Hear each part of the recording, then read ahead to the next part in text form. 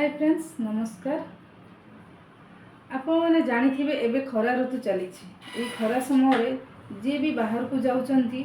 खरार प्रकोप मुहर शरीर में टान हो जाऊँगी स्किन ले टान हो जाऊँगी स्किन कला देखा जाऊँगी सनस्पॉट हो जाऊँगी सनबर्न हो जाऊँगी एमती बहुत प्रकार आपणकर प्रॉब्लम आसूची बहुत लोकंर खरा गले व्रण बाहर तो एमती जड़े आज मो पाखे आसिक पहुँचती मुहर व्रण भी बाहरी विथ टान भी हो जाए